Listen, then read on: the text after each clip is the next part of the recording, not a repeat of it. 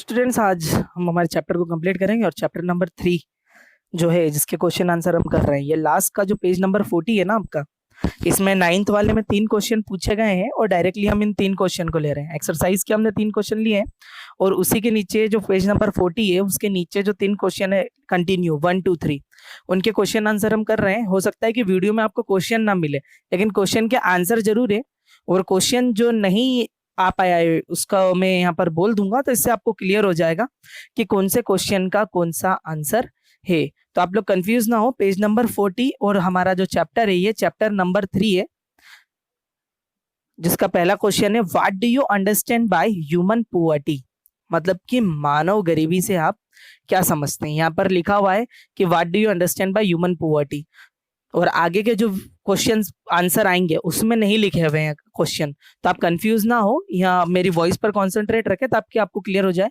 तो पहले क्वेश्चन का आंसर है ह्यूमन पुअर्टी, मानव गरीबी।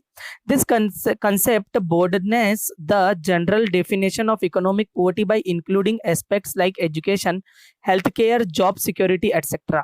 अगर इंसान के पास आर्थिक, शिक्षा, स्वास्थ्य संबंधी चीजें, जॉब, नौकरी, सिक्योरिटी, सुरक्षा आदि नहीं है तो वो गरीबी में ही है।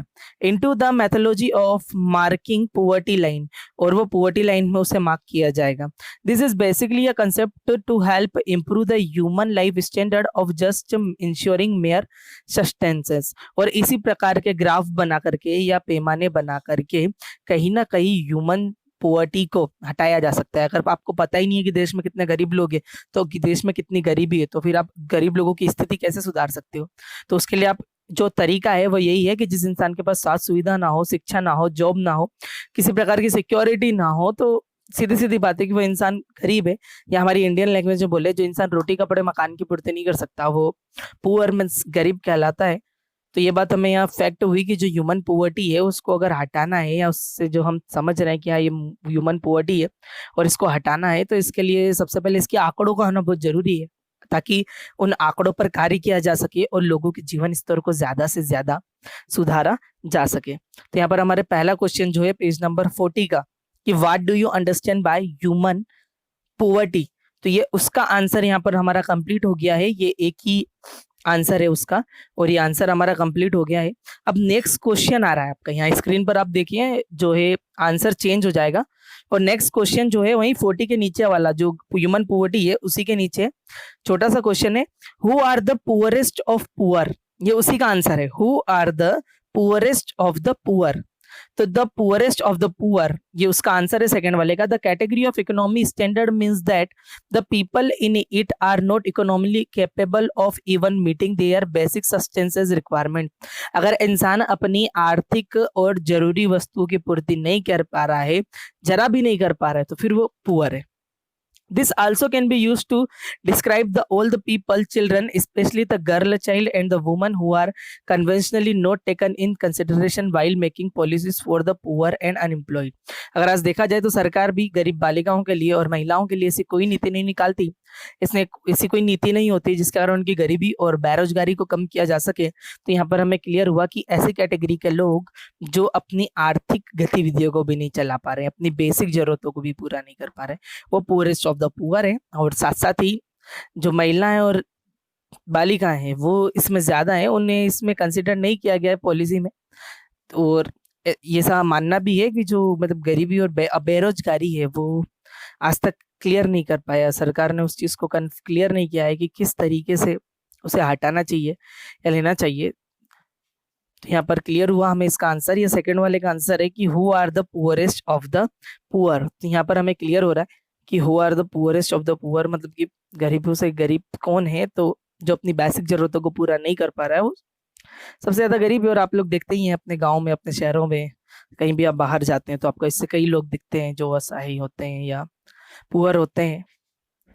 तो उन्हीं के आधार पर ये बेसिक बता रहे हैं कि जो लोग अपने रोटी कपड़ा मकान की भी पूर्ति नहीं कर पाते, जो बेसिकली भोजन भी प्राप्त नहीं कर पाते, उन लोगों जो है वो पुअरेस्ट ऑफ द पुअर है। अब हमारा नेक्स्ट क्वेश्चन है आज का, सबसे लास्ट वाला, What are the main feature of the National Rural Employment Guarantee Act 2005? ये उसी का आंसर है। The main feature of the National Rural Employment Guarantee Act 2005 पहला है दिस प्रोवाइड 100 डेज एश्योर्ड, ये 100 दिन का काम देगा। कितने दिन का? 100 दिन का। Employment every year to rural household in 200 district of the country, और ग्रामीण क्षेत्रों में होगा और 200 जिलों में चल रहा है। The scheme was extend to 600 district later on, उसके बाद 600 जिलों में इसको चलाया जाएगा। Jobs were reserve for women and that also was 1/3, इसमें 25% भाग महिलाओं के लिए आरक्षित होगा, जिसके लिए सिर्फ महिलाएं अप्लाई कर सकती कार्य में। If an application is not rendered employment within 15 days he she will initial to a daily unemployment allowance। अगर 15 दिन के भीतर इस योजना के तहत किसी व्यक्ति ने अप्लाई किया और उसे कार्य नहीं मिला तो उसे लगातार जब तक कार्य नहीं दिया जाता तब तक बेरोजगारी भत्ता उस दिन से उसका शुरू हो जाएगा, उसे मिलना शुरू हो जाएगा। For the implementation of this scheme central government and state governments have established national employment guarantee funds and state employment guarantee funds respectively. अगर देखा जाए तो केंद्र सरकार और राज्य सरकार ने ऐसे राष्ट्रीय रोजगार गारंटी फंड कई प्रकार के चला रखे हैं, जिसमें लोगों तक वो राशि पहुंचाई जाती है ताकि लोग कार्य करके उस राशि को प्राप्त कर सके। और उन ऐसे अलग अलग सरकार के द्वारा फंड बनाए गए हैं और उस फंड के तहत लोगों को पैसा पहुंचाया जाता है ताकि वो अपनी दैनिक जरूरतों को पूरा कर सके। और साथ साथ ही जो है देश का विकास कार्य है जिसके तहत इकोनॉमी चलती है, चाहे जो कोई भी व्यक्ति हो, वो वाहन चालक हो या गड्ढे खोदता हो, मजदूर हो, श्रमिक हो, टीचर हो, वकील हो, सभी जो है कहीं ना कहीं आज देश की इकोनॉमी में अपना योगदान दे रहे हैं, क्योंकि निरंतर जो व्यक्ति कार्य कर रहा है उसी उसी से हम ये अर्थात समझ सकते हैं कि वो देश की इकोनॉमी में अपना योगदान दे रहा है। तो यहाँ पर आज के हमारे 3 क्वेश्चन हैं जो कंप्लीट हो चुके हैं। तीनों क्वेश्चन फर्स्ट वाले में क्वेश्चन है, बाकी 2 में आंसर है जिनके क्वेश्चन मैंने बोले हैं, स्पीक किए हैं। तो आप कॉन्सेंट्रेट रखें वीडियो पर, आपके डाउट नहीं होगा।